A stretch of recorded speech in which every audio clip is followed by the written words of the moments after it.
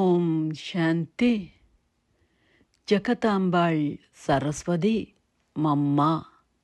மலரும் நினைவுகள். பாகம் 4. திருப்தியுடையவர். மம்மா எப்பொழுதும் மிக அறிவாளியாகவும் தூர நோக்கு சிந்தையுடையவராகவும் இருந்தார். அவருடைய ஞாபக சக்தி மிக உறுதியானது. அவர் ஏதாவது ஒன்றை ஒரு முறை கேட்டாலே அது அவருடைய புத்தியில் பதிவாகிவிடும். அவர் பாபாவுடைய ஒரு கருத்தை கேட்ட பின்னர் அதை பற்றி 10 நாட்களுக்கு பேசுவார். அது இன்னும் அதிக இரகசியங்களை வெளியாக்கும் வண்ணம் அமைந்திருக்கும்.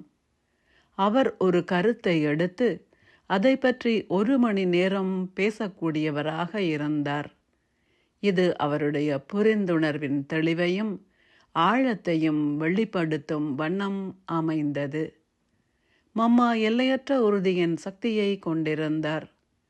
ஒருமுறை அவர் முடிவெடுத்தால் அவரை எவராலும் மாற்றவோ அல்லது அவரை தடுமாறச் செய்யவோ முடியாது.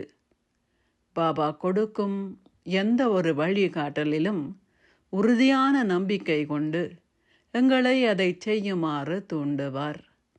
அவருடைய உறுதி எவ்வாறானதோ அதேபோல் அவருடைய புத்தியின் நம்பிக்கையும் வியக்கத்தக்கதாக அமைந்தது. மம்மா பயமற்றவர். அவர் ஒரு பெண் சிங்கம் போன்று சக்தியின் சொரூபமானவர். மம்மா அவர்கள் பற்றற்றவராகவும் பாதிக்கப்படாதவராகவும் இருப்பவர். அவர் உடல் உணர்வற்றவர். ஆனால் அவருடைய சுயமரியாதையின்பால் அவர் கொண்டிருக்கும் திட நம்பிக்கை எந்த ஒரு தனி நபரையும் விட உறுதியானதாக இருந்தது. பாபா ஏதாவது ஒன்று நடத்த வேண்டும் என்றுதான் குறிப்பிடுவார்.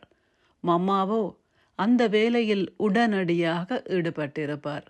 பாபா மம்மாவினுடைய ஒவ்வொரு எண்ணத்திலும் ஒவ்வொரு மூச்சிலும் நீக்கமற நிறைந்திருப்பார்.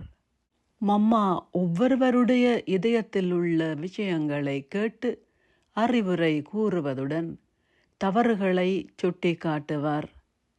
அவர் புகார்களை செவிமடுத்து கிரகித்த பின்னர் இரு தரப்பினரையும் சமாதானப்படுத்துவார். நாங்கள் எப்பொழுதும் முதலில் எதை பற்றி கூற வந்தோமோ அதை மறந்து விடுவோம். மம்மா திருப்தியின் திருவுருவமாக இருந்ததுடன் அவர் எவ்வளவு சிறியதை பெற்றாலும் முற்றிலும் சந்தோஷமுடையவராக இருந்தார். எவ்வாறு மம்மாவை பற்றி எடுத்துரைத்தவர் தாதி பிரகாஷ்மணி ஜி. மம்மா அவர்கள் சேவைக்காக அவருடைய ஆலோசனையை வழங்க மும்பைக்கு வந்திருந்தார். நான் அன்றைய நாட்களில் நடைபெற்ற ஒரு சம்பவத்தை நினைவு கூர்ந்தேன்.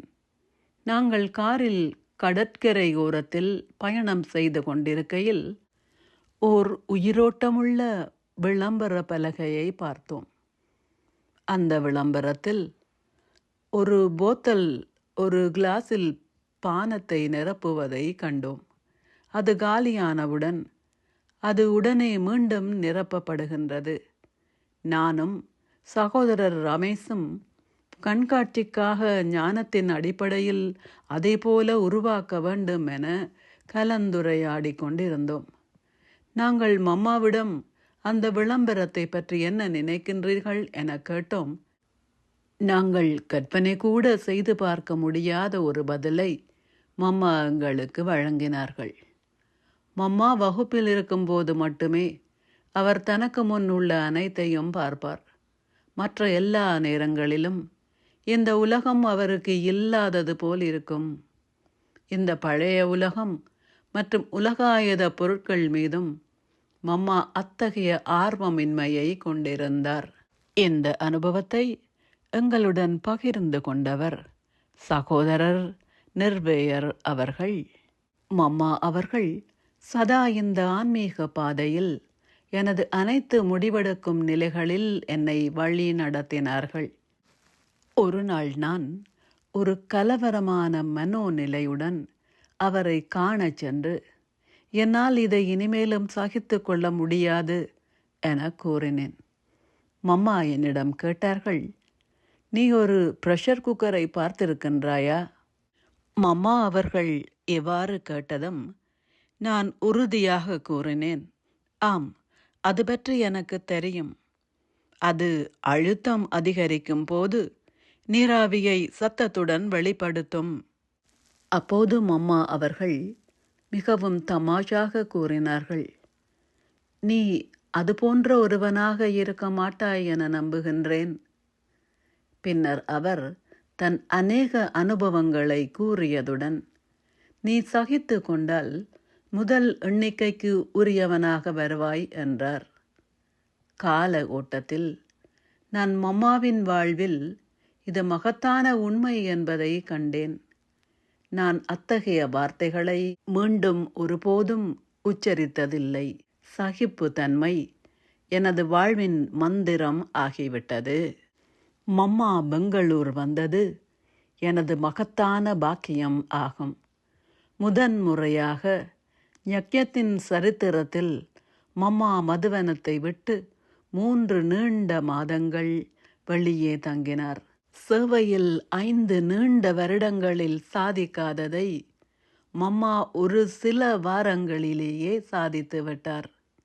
எவ்வாறாயினும் அவர் நிறைய சொற்பொழிவுகளை வழங்கியதை பார்த்து நாங்கள் எங்கள் முன் சாட்சாத் சரஸ்வதி தேவியின் பாகம் நடைமுறையில் வெளிப்படுவதை கண்டோம்.